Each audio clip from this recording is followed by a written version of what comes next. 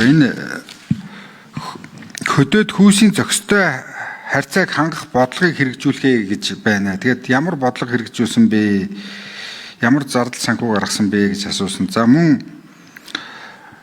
малчдын залгамж шалгааг бэлтгэхээр ямар бодлого байна вэ гэсэн. Тэгээд энэ дээр ер нь хариулсангүй. Тэгээд энэ хөдөө аж ахуйн яамныхан маань ийм нэг өдөр аргацаас юм яриад байгаа. Мал аж ахуйн салбарын энэ малын гаралтай төвхийд бүтээгдэхүүний бэлтгэн нийлүүлэх тогтолцоо.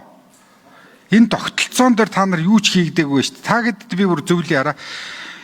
1921 оны дараа хамтрал гэж байсан юм. Дараа нь нэгдэл гэж байсан юм. Худалдаа бэлтгэлийн анги гэж байсан юм. Худалдаа бэлтгэлийн анги нь босоо тогтолцоотой байсан юм.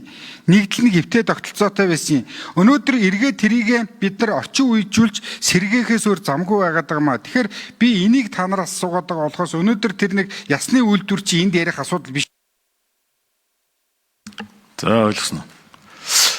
За эхлээд гэр бүл хөлбөрний хамгааллын яам хариулъя, дараа нь хөтөөж байгаа юм.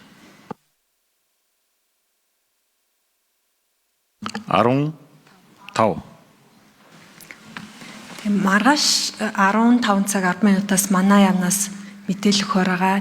Энэ мэдээллийн цаг дээр нэмэлт мэдээлэл өгье. Би өөрөө нөгөө яг хариуцсан газрын биш болохоор яг хэлж чадахгүй байна шүү дээ. Мэдээлэл бэлдээд өгье.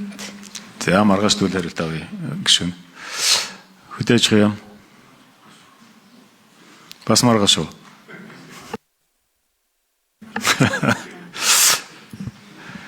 За маргааш сайтын танилцуулгахдаа тэрэн дээр бүтэн том мэдээлэл авъя зүгэл. За